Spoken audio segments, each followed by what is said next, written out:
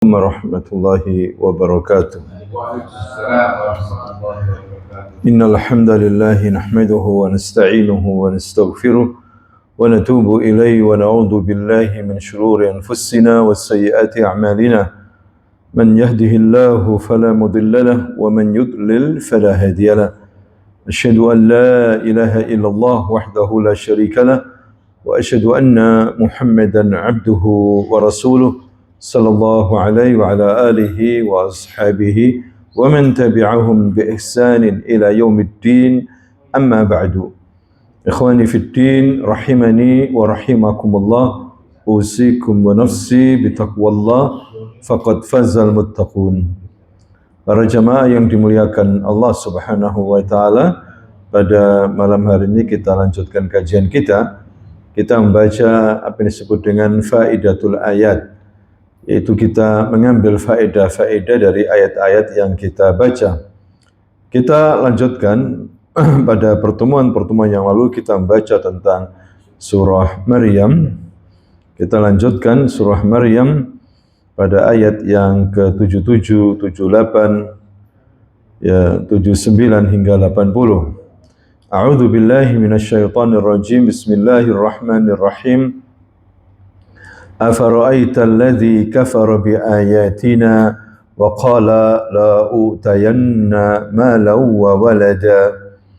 Lalu apakah engkau telah melihat orang-orang yang mengingkari ayat-ayat kami dan dia mengatakan pasti aku akan diberi harta dan anak. Attala'al ghaiba amittakhadha 'indar rahmani 'ahda. Adakah dia melihat yang gaib atau dia yang telah membuat perjanjian di sisi Tuhan yang Maha Pengasih? Kalla sanaktubu ma yaqulu wa namuddu lahu minal 'adzabi madda. Sama sekali tidak, kami akan menulis apa yang dia katakan dan kami akan memperpanjang azab untuknya secara sempurna. Wa narithuhu ma yaqulu wa ya'tina farda. Dan kami akan mewarisi apa yang dia katakan itu dan dia akan datang kepada kami seorang diri. Ayat ini, hadirin sekalian, di antara sebab turunnya ayat ini disebutkan oleh para imam ahli tafsir seperti Imam Qurtubi dan yang lainnya, berkenaan dengan kisah sahabat Nabi yang bernama Khabbab bin Ard radhiyallahu anhu arda. Khabbab bin Ard min as-sabiqin al-awwalin, termasuk orang-orang yang masuk Islam di awal dakwah. Ya, dia menjalani masa-masa yang susah saat itu di Mekah.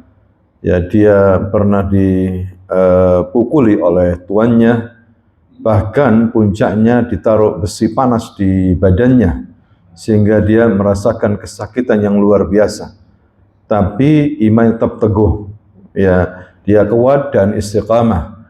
Dia adalah Khabbab bin Ard radhiyallahu anhu arda. Pernah Khabbab bin Ard ini turunnya ayat ini, kisah Khabbab bin Ard ini mendatangi Al-As bin Wa'il As-Sahmi. Al-As bin Wa'il As-Sahmi ini tokoh kafir Quraisy, orang kaya, tapi sangat membenci Islam dan dakwanya Nabi.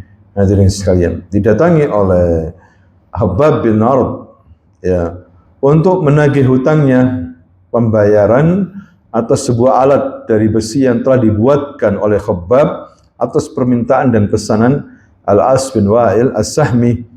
Jadi tokoh kafir Quraisy ini, Al-As bin Wa'il As-Sahmi, pesan, hadirin sekalian, alat, ya, besi, pedang atau apa, karena Khabbab bin Ard punya keahlian dalam membuat peralatan yang berkaitan dengan besi, bisa pedang atau tombak atau yang lainnya. Nah, Khabbab ini menagih, ya, tetapi Al-As bin Wa'il ini As-Sahmi tidak mau membayar. Ya, bahkan dia mengatakan, aku tidak akan membayarnya sampai kamu kafir kepada Muhammad. Ya, sampai kamu murtad lagi, kembali kepada agama nenek moyang. baru saya akan bayar. Lihat di sini, hadirin sekalian, kesombongan daripada orang kafir. Mendengar hal itu, Khabbab langsung menjawab, aku tidak akan kafir dan kau akan mati kemudian dibangkitkan. Ya, Al-As menjawab lagi, apakah aku akan mati kemudian dibangkitkan? Khabbab bin Ard menjawab, ya, tentu kamu akan mati dan akan dibangkitkan.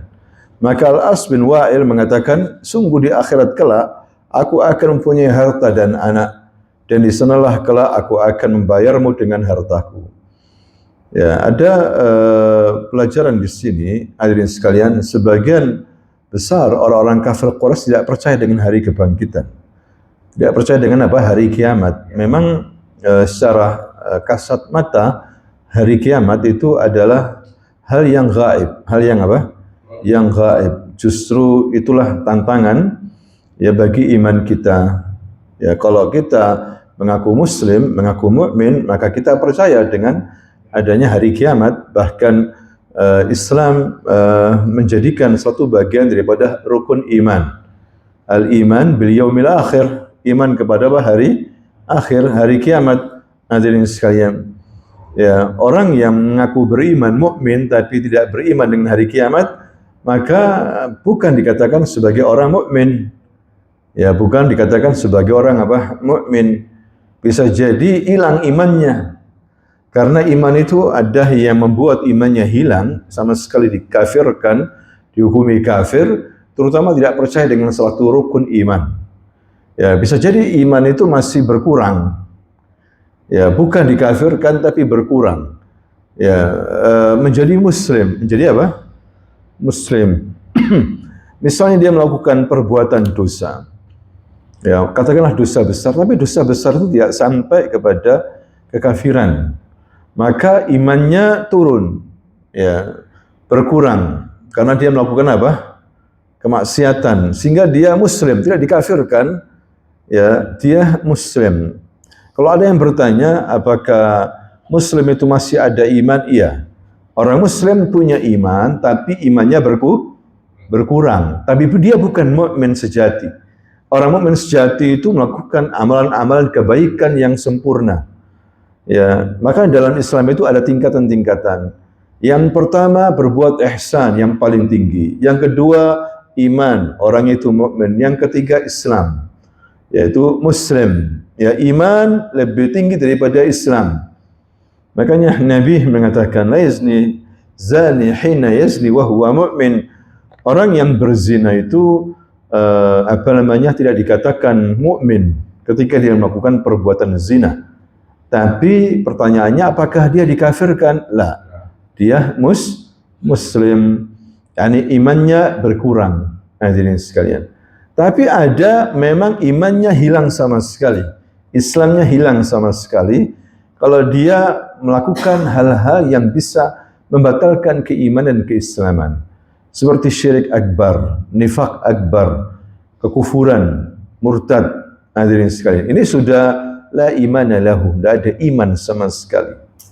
Ya, nah ini bahaya sekali. Ada mubtilatul iman yang bisa menghilangkan iman sama sekali, dihukumi kufur. Ada yunqisul iman yang bisa membuat iman kita itu berkurang. Ya, bukan kufur tapi berkurang imannya. Misalnya orang itu mengaku muslim, mukmin, tapi dia tidak mencintai saudaranya sama muslim. Ya, maka ini bukan dikatakan orang mukmin, karena Allah Subhanahu wa taala mengikat persaudaraan sama muslim, sama orang yang beriman. Ya, diikat oleh Allah bukan oleh kita. Allah Subhanahu wa taala misalnya berfirman, "Innamal mu'minuna ikhwah." Orang yang beriman itu bersaudara. Ya, persaudaraan dibangun di atas iman, tauhid, mengikuti Nabi, dibangun di atas syariat. La ukhuwa hizbiyah wala ukhuwa asabiyah. Ya, kita tidak berbicara ukhuwa yang dibangun di atas kepartean atau golongan ormas, ya, seperti itu, tapi betul-betul ukhuwah imaniyah. Ya, maka kita harus mencintai saudara kita sama muslim. Walaupun beda negara, dia Muslim, kita cintai.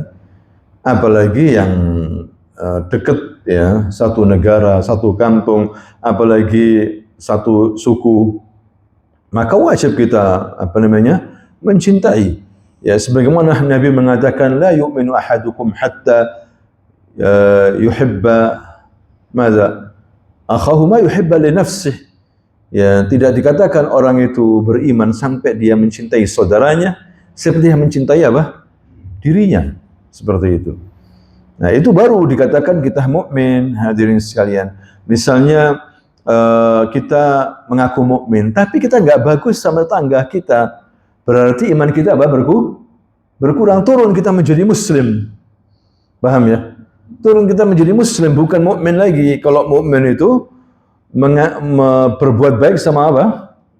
Tetangganya, karena Nabi mengatakan man kana yu'minu, ya barang siapa yang beriman, ya man kana yu'minu billahi wa bil yaumil akhir fal yukrim jarah.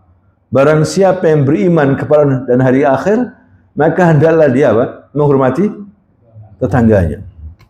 Dia ngaku mukmin tapi omongannya nyakiti orang. Ngaku mukmin tapi ngomongnya ya Allah sudah suka maki-maki, maka turun derajatnya menjadi muslim, bukan mukmin lagi. Ya, kenapa? Karena orang mukmin itu berkata baik atau diam. Allah Rasul sallallahu alaihi wasallam bersabda, "Man kana yu'minu billahi wal yawmil akhir falyaqul khairan aw liyasmut." Paham ya di sini? Ya, barang siapa yang beriman kepada Allah dan hari akhir, hendaklah dia itu berkata apa? Baik atau diam. Jadi mukmin enggak sembarangan, hadirin sekalian. Nah, di sini dulu orang-orang kafir Quraisy tidak beriman kepada hari kiamat, atau mereka ragu. Ya, dikatakan di sini oleh As bin Wa'il, kalaupun ada hari kiamat, aku akan tetap masuk surga. Aku tetap punya harta banyak, tetap punya anak-anak banyak, seperti itu. Ya, itu yang dikatakan Al-As kepada Khabbab bin Ard. Jadi di sini ayat ini hadirin sekalian sangat-sangat membantah klaim daripada Al-As bin Wa'il bahwa keadaan dia di dunia ini nanti sama dengan keadaan di mana? Akhirat. Yani orang kafir itu menyangka, misalnya keadaan di dunia ini dia baik, kemudian uangnya banyak, dia sebagai pejabat misalnya, nanti sama. Begitu juga di hari kiamat di surga, dia masuk surga, dia akan jadi kaya raya, punya anak. Nah, Allah ingin membantah, tidak sama. Ya, tidak sama keadaan dia di dunia dengan keadaan di mana? Di akhirat, tidak sama, hadirin sekalian. Jadi bukan barometer kalau dunia sukses, akhir itu apa? Sukses. Ya. Di sini Allah ingin membantah seperti itu. Ya, jadi orang-orang kafir semacam Al-As bin Wa'il ini bisa ditanyakan, hadirin sekalian, juga kepada orang kafir hari ini. Ya, apakah orang kafir itu melihat tentang takdir Allah di Lauh Mahfuz? Tahu. Al-As bin Wa'il tahu takdirnya dia di Lauh Mahfuz, bahwa nanti kalau di hari kiamat dia masuk surga, indahul mal wal aulad, seperti itu. Apakah dia tahu? Ya, sehingga dia memastikan bahwa di hari kiamat dia akan sukses. Ya, atau dia pernahkah punya kontrak dengan Allah Subhanahu wa taala bahwa dia akan menampati surga kelak?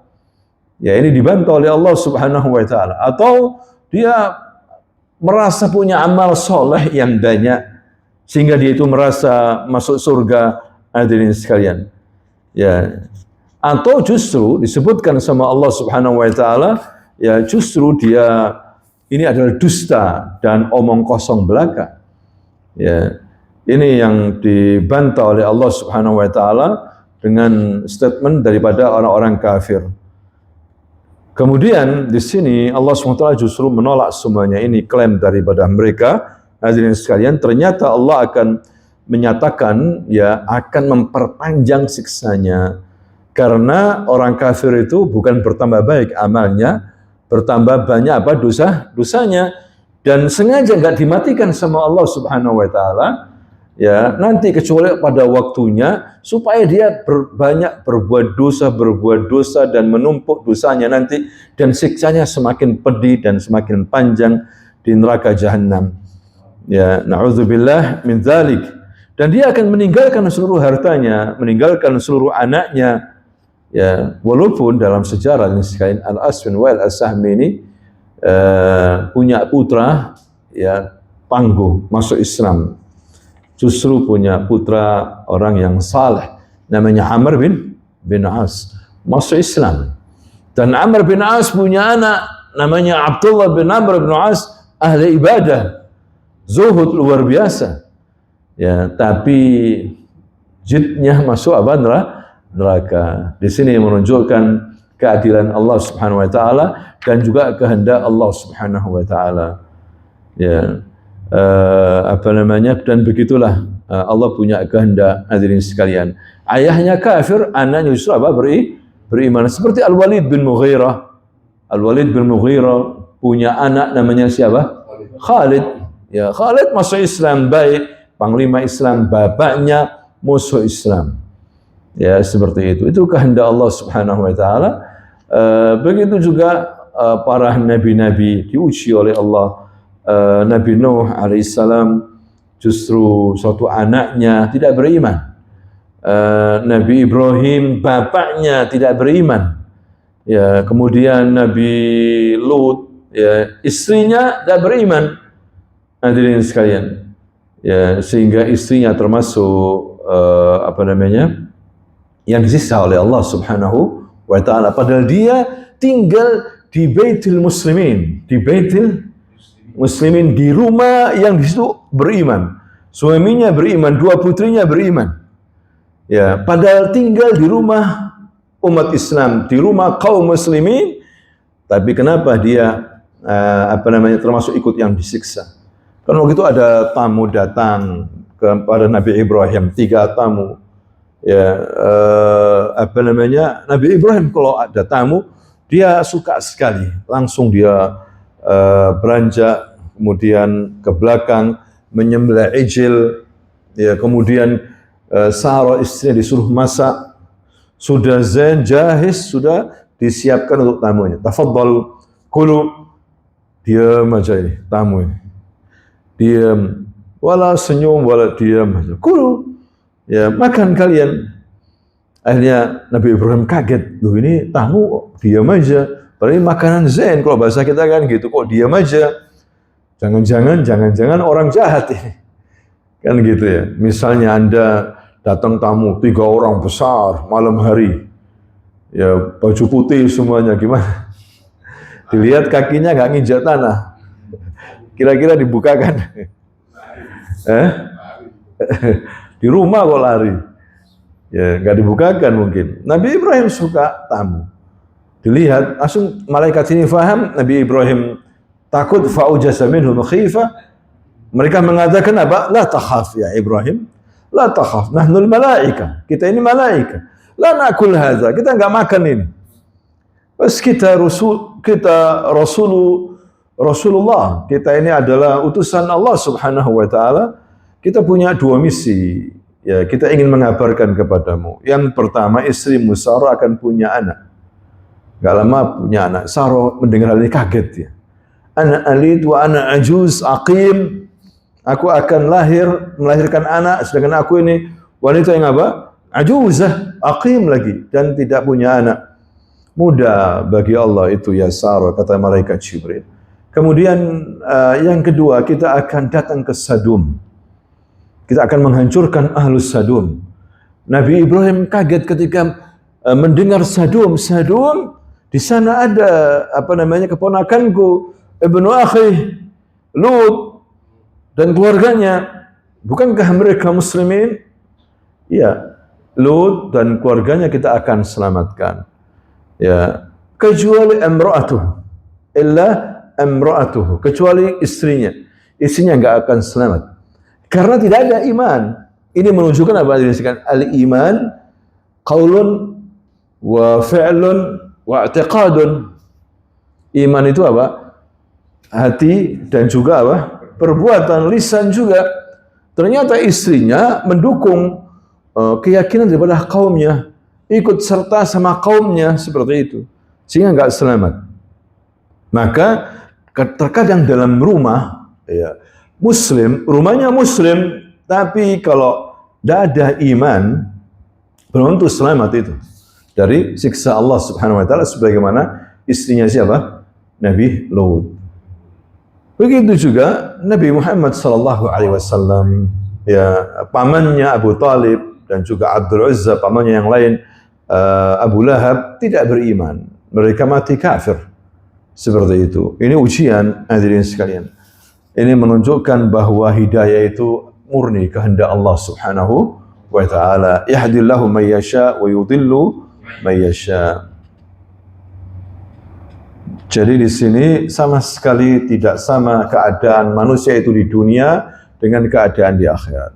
Kecuali iman wal amal saleh. Iman wal amal saleh. Walaupun misalnya mengaku sebagai ahli bait Nabi.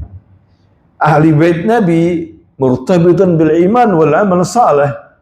Ya, kalau orang mengaku sebagai ahli bait Nabi, enggak ada iman wal amal saleh, la yanfa. Ya, nasab tidak bermanfaat. Harus diiringi dengan amal saleh wal iman. Ya, ngaku ahli bait tapi bid'ah khurafat, syirik yang dibawa. Hadirin sekalian. Apalagi zaman sekarang untuk menyebarkan ajaran sufi, ajaran Syiah, ngaku ahli bait. Banyak orang sekarang begitu. Ya, untuk menyebarkan ajaran bid'ah-bid'ahnya itu, untuk menyebarkan Syiahnya mengaku sebagai apa? Ahli bait. Ya, sehingga orang itu, waduh, ahli bait, ahli bait. Siapa yang enggak suka dengan ahli bait? Hadirin sekalian. Nah, seperti itu. Walaupun katakanlah ahli bait, ya seharusnya dia mengikuti apa? Nabi, seperti itu. Tidak ada jaminan walaupun dia ahli bait kalau tidak mengikuti Nabi. Enggak manfaat nanti di hari kiamat. Hadirin sekalian. Kemudian diteruskan di sini oleh Allah dalam firman-Nya, "Wattakhadhu min dunillahi alihatan liyakunu lahum 'izza kalla sayakfuruna bi'ibadatihim wa yakununa 'alaihim didda." Dan mereka telah memilih tuhan-tuhan selain Allah agar tuhan-tuhan itu menjadi pelindung bagi mereka. Sama sekali tidak. Ya, kelak mereka sembah-sembahan itu, yang disembah itu akan mengingkari penyembahan mereka terhadapnya dan akan menjadi musuh bagi mereka.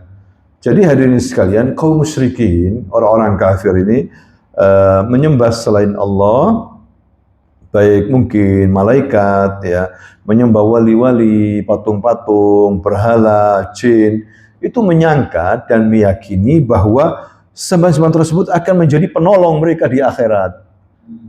Ya, minta tolong kepada orang sudah mati, meyakini yang sudah mati ini akan apa?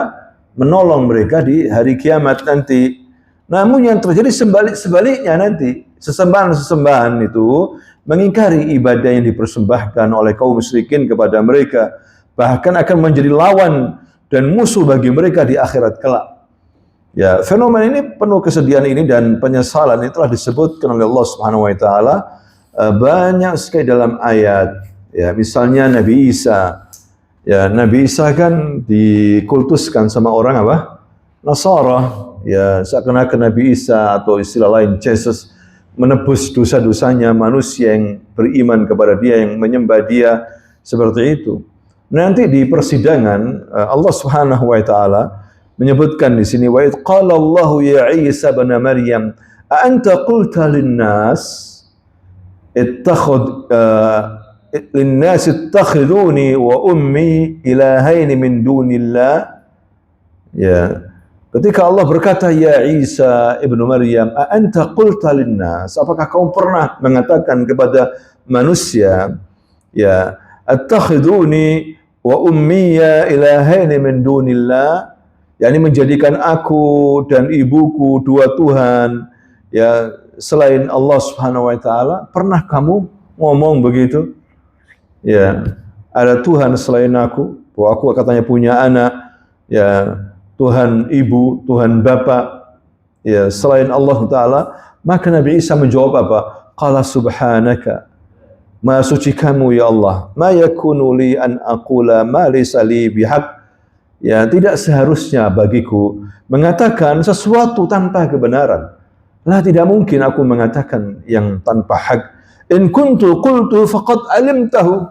Kalaupun aku mengucapkan, kamu sudah tahu.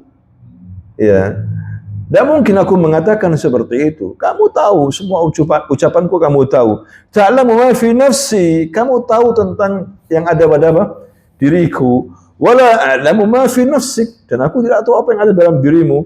Innaka antal allamul ghuyub, sungguhnya kamu mengetahui hal-hal yang gaib. Yani la tudrikul absar wa huwa yudrikul absar. Ya, manusia tidak bisa menjangkau Allah, Allah yang bisa menjangkau kamu. Ma qultu lahum, aku enggak pernah mengatakan seperti itu. Illa ma amartani bih, kecuali apa yang kamu perintahkan ya kepadaku dengannya.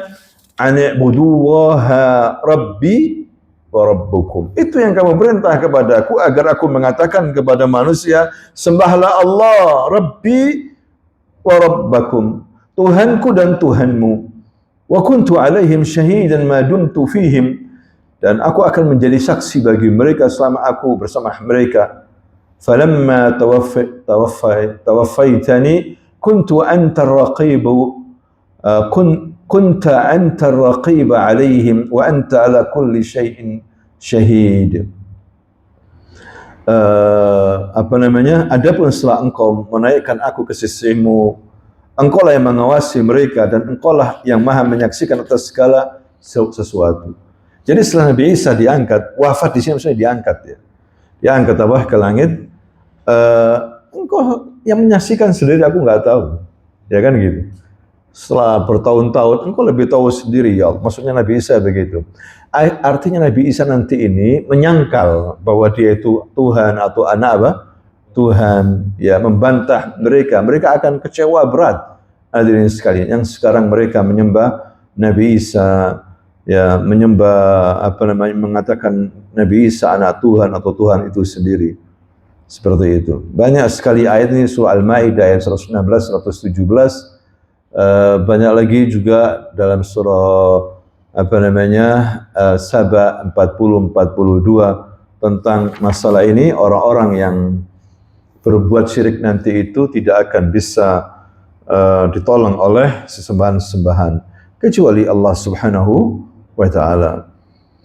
Kemudian berikutnya firman Allah surah Maryam ayat 83, alam tara anna arsalna syayatina 'alal kafirina ta'uzzuhum azza.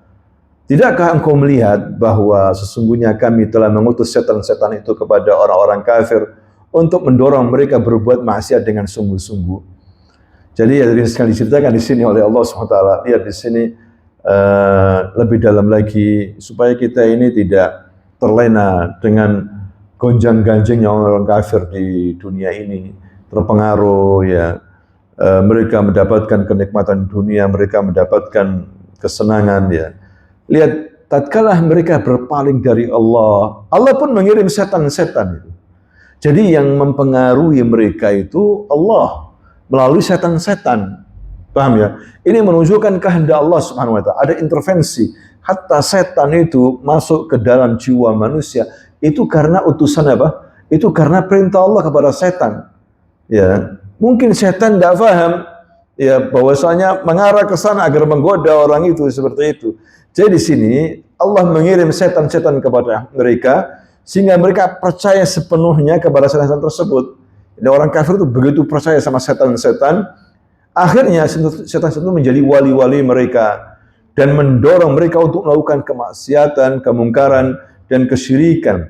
Bahkan mereka itu kalau nggak berbuat maksiat, gelisah. Dibuat oleh Allah seperti itu. Ya, jadi orang kafir ini, hadirin sekalian, dikirim oleh Allah kepada mereka setan mengganggu mereka sampai menjadikan setan itu sebagai wali. Ya, kemudian mendorong mereka untuk berbuat maksiat, sehingga kalau tidak berbuat maksiat mereka itu gelisah. Mereka itu pasti menyakiti orang yang beriman, menyakiti orang Islam. Kalau nggak menyakiti itu nggak enak. Anda lihat orang kafir, ya selalu membuat masalah sama orang Islam. Orang Islam sudah ngalah misalnya, sudah ingin damai, mereka nggak suka, ganggu terus sudah, pokoknya begitu. Ya, maka jangan jangan heran mereka tuh selalu cari gara-gara. Misalnya orang sekarang Palestina ingin damai, tetap tidak mau mereka. Kalau sudah janji kan damai, dibomi lagi, dibunuh lagi, ingin cari gara-gara. Apalagi mereka punya kekuatan lebih besar misalnya. Dan begitu, ini pun juga cobaan bagi orang yang beriman, adanya orang-orang apakah? Kafir, kuat, mereka jahat, cobaan, diuji. Hadirin sekalian, diuji. Ya, makanya Allah Subhanahu wa taala berfirman apa? "Walan tardu 'ankal yahudu walan Nasara hatta tattabi'a millatahum." Itu namanya orang Yahudi, orang Nasrani enggak ridho sama kamu.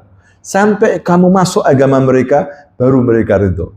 Kalau kalian masih muslim, masih walaupun toleransi, tetap tidak ridho sudah. Ya, tidak ridho kepada kalian.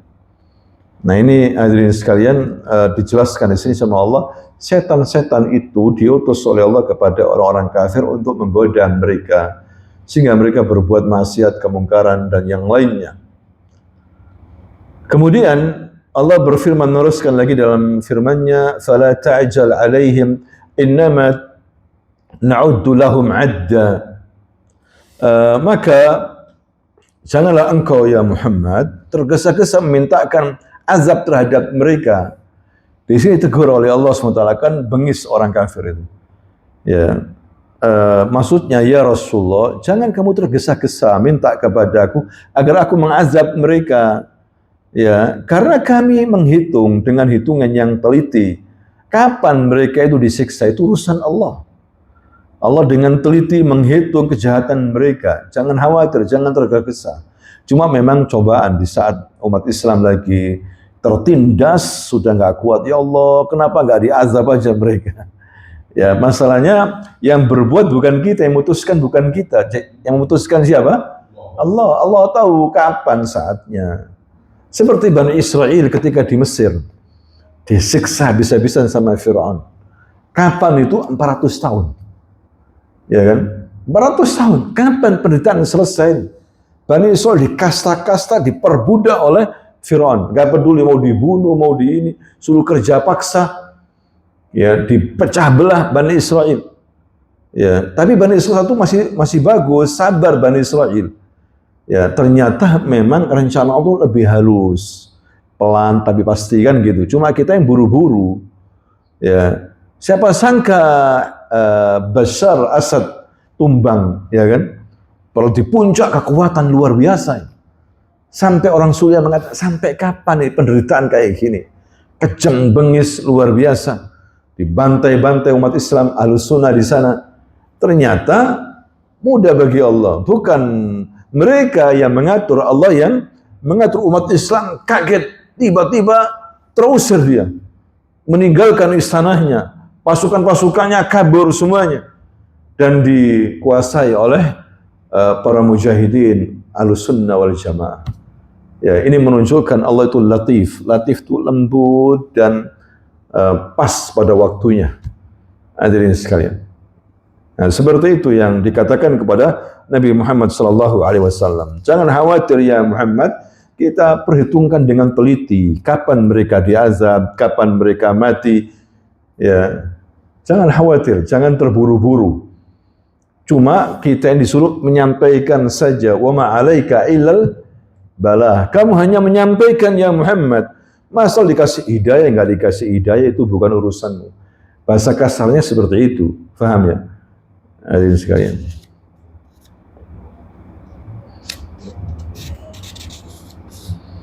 Jadi di sini penjelasan para ulama luar biasa sekali, hadirin sekalian, tentang keyakinan apa? Orang-orang kafir. Ya, terkadang kita aja yang buru-buru begitu melihat teman-teman kita di Palestina, tempat yang lain luar biasa diuji penderitaan. Ya, sekarang saudara kita yang ada di mana Aceh, ya, Sumatera Utara, Sumatera Barat diuji tiba-tiba dengan banjir yang begitu luar biasa. Ya, nah, yang menenggelamkan rumah-rumah mereka, bahkan ada 4 desa hilang, bayangkan. 4 desa hilang, bagaimana ceritanya itu? Ya, ini ujian. Ujian. Kalau bahasa kita mungkin ada dosa, ada apa? Maksiat juga. Di samping ada pengundulan hutan-hutan, ya. Yang paling jelas dalam Al-Quran, karena dosa, terutama kesyirikan, dosa yang kalau tidak ada amar ma'ruf nahi munkar bisa jadi tiba-tiba Allah memberikan kepada kita cobaan. Ini tamparan keras bagi kita hari ini yang ada di kota-kota di Jawa ini juga. Jangan kita biasa-biasa aja dengan maksiat yang ada. Anda lihat sekarang ini masjid-masjid yang nggak terlalu penuh, sedangkan warkop penuh, ya kan gitu ya. Warkop apa? Penuh, nggak peduli waktu azan atau apa. Pemilik warkop sudah nggak menasihati, ya Allah jamaah sholat. Dimatikan lampunya, berani tidak seperti itu? Hadirin sekalian. Atau ada orang yang datang, ya jamaah, ya Allah sholat. Kalian muslimin, alhamdulillah, ya Allah sholat. Ya ada nggak seperti itu? Nah ini perlu hati-hati ini. Ya sudahkah kita amar ma'ruf nahi munkar? Ya kalau enggak bahaya. Kalau Allah sudah mengirimkan cobaannya, yang soleh, yang toleh kena semuanya. Nggak peduli. Yang soleh sama apa? Toleh kena semuanya. Nah ini hati-hati ini. Ya, kalau kita tidak suka-suka memberikan apa? Nasihat, hadirin sekalian. Tidak harus ustadz, semuanya punya tanggung jawab. Kalau ada kemungkaran, ada sesuatu yang tidak baik, maka hendaklah diingatkan. Terutama yang punya warung itu. Ya, jangan hanya masalah dari sisi ekonomi saja. Ini laris, alhamdulillah sekarang ini laris. Ngomongnya laris terus ya. Padahal di situ ada waktu sholat, mereka masih ini. Wah, ini bahaya juga. Dan ada yang lain juga, yang lain seperti itu. Ya. Jangan sampai kita seperti orang-orang yang tiba-tiba mendapatkan musibah besar seperti yang terjadi di Aceh atau di mana? Sumatera Utara, Sumatera Barat. Ya, 4 desa hilang, bayangin. Sampai gubernurnya nangis-nangis gak bisa ngomong. Ya, sampai bupatinya nangis-nangis gak bisa ngomong. Gimana ini? Ya, di luar nalar mereka, luar biasa. Hadirin sekalian. Jauh dari Jawa, tapi kita nggak tahu. Makanya sudah paling banyak istighfar. Minimal paling banyak apa? Istighfar. Allah itu menarik siksanya kalau hambanya banyak apa? Istighfar. Sudah banyak istighfar, astagfirullah wa atubu. Sebanyak-banyaknya sudah. Saudara kita, keluarga kita, perbanyak istighfar sudah. Hadirin sekalian. Tidakkah itu mudah? Ya kan? Mudah sekali. Supaya tidak balak turun kepada kita. Ini musim balak sekarang ini. Luar biasa. Prediksi dari pemerintah, musim balak sekarang. Angin, hujan. Ya, ngeri sekali. Ya. Diingatkan bisa terjadi pada orang-orang yang beriman kalau imannya apa? Lemah. Hadirin sekalian. Kemudian berikutnya, yauma nahsyurul muttaqina ila ar-rahmani wahda wa nasuqul mujrimina ila jahannama wirda. Ingatlah hari ketika kami mengumpulkan orang-orang yang bertakwa kepada Tuhan yang Maha Pemurah sebagai utusan yang terhormat, dan kami menghalau orang-orang yang durhaka ke neraka Jahannam dalam keadaan dahaga. Ya, kami kumpulkan orang-orang yang bertakwa kepada Allah, itu dipanggil orang yang bertakwa kepada Allah itu wafda, tahu wafda. Wufud itu utusan-utusan yang terhormat. Kalau dalam bahasa Arab dia wufud, bukan sembarang utusan. Utusan yang disambut dengan mobil, disambut dengan ini. Kata ahli tafsir begitulah nanti orang-orang yang bertakwa dipanggil Allah sebagai utusan terhormat. Menaiki kendaraan bukan jalan kaki, hadirin sekalian. Ya, dikawal sebagai utusan yang terhormat. Sebaliknya, orang-orang kafir, mujrimin, dikirimkan neraka sebagai wirda. Beda, wirda sama wafda.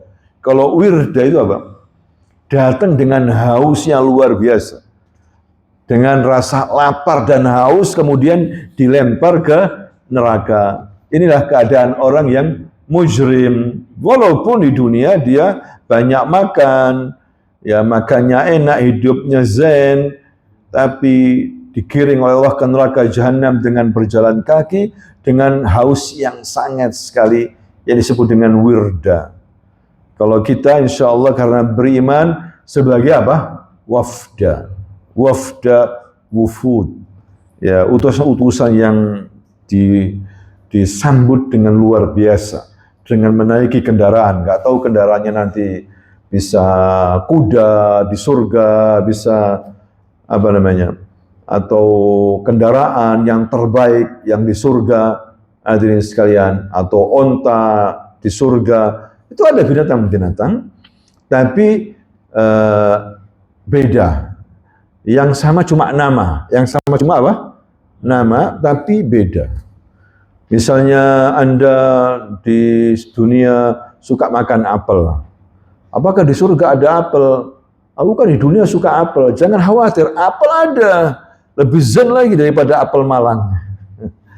Lebih zen daripada apel apa? Malang. Ya, walaupun jeruk, saya di dunia suka jeruk. Nanti gimana di surga, ada nggak jeruk? Jangan khawatir, lebih zen daripada jeruk Washington. Lebih zen daripada jeruk apa? Washington. Ya, jeruk surga luar biasa. Kata Ibnu Abbas, namanya sama tapi beda. Bisa nggak seperti itu? Ya, bisa. Itu yang orang-orang Mu'tazilah, orang-orang Asy'ariyah tidak paham.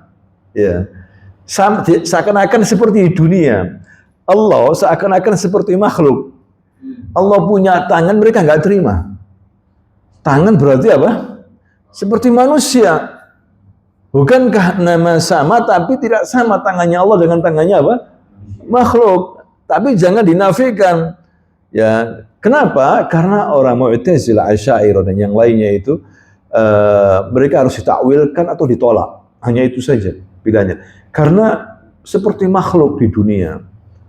Allah itu seperti itu. Tapi mereka ketika mengatakan Allah itu Sami, ya, Allah itu Basir, Allah itu mendengar dan maha apa? Melihat. Mereka meyakini bahwa Allah itu melihat, Allah itu apa? Mendengar. Kita tanya, manusia melihat enggak? Manusia mendengar enggak?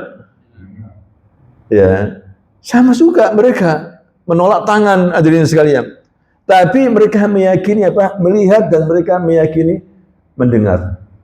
Ya, tapi pendengaran Allah tidak sama dengan pendengaran apa? Manusia. Penglihatan Allah nggak sama dengan penglihatan manusia. Ya, jadi mereka itu meyakini sebagian, menolak sebagian seperti itu. Karena mereka masih memakai logika, ya, dan menakwilkan, sehingga dikatakan firqatul muawwilin, kelompok ahli takwil. Ya, kelompok Asy'ari dan apa? Maturidiyah. Tapi kita menyikapi mereka ini sebagai orang-orang muslimin. Kita lemah lembut kepada mereka. Ya, karena sama, ibadahnya sama. Cuma dalam masalah sifat kita berbeda dengan apa? Mereka.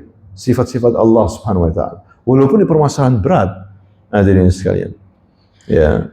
Dan banyak ulama-ulama juga yang terpengaruh dengan apa? Kelompok Asy'ariyah banyak. Seperti Imam Nawawi, Imam Ibnu Hajar Al-Asqalani. Mereka terpengaruh dengan apa? Akidah Asy'ariyah dalam masalah sifat. Ya, walaupun mereka ulama besar. Seperti itu. Ya, makanya kita menyikapi dengan lemah lembut perbedaan itu. Ya, tidak usah kemudian menunjukkan sikap apa namanya? Barok berlebihan begitu. Ya, kecuali memang ahli bid'ah. Ahli bid'ah enggak suka dengan akidah salaf. Ya. Anda lihat bagaimana di Aceh, di beberapa tempat itu yang kena musibah, itu ada apa? Tokoh-tokoh salaf atau ustaz salaf masuk ke sana bicara masalah tauhid, diusir-usir. Diusir-usir sekalian. Bayangkan, ya, diusir-usir mereka ini. Ya, dulu Aceh Masya Allah ahluddin, orang yang suka agama. Tapi lambat laun kemudian karu-karuan akidahnya. Ya, justru orang yang mengajak mereka untuk sunnah, tauhid, mereka nggak suka. Mereka apa? Nggak suka. Tapi bid'ah khurafat, mereka lebih suka. Nah, ini masalah besar. Ya, seharusnya bukan begitu. Seorang muslim barometernya Quran dan apa? Hadis. Ya, subhanakallahumma wa bihamdika asyhadu an la ilaha illa anta astaghfiruka wa atubu ilaik. Assalamualaikum warahmatullahi wabarakatuh. Waalaikumsalam. Nah,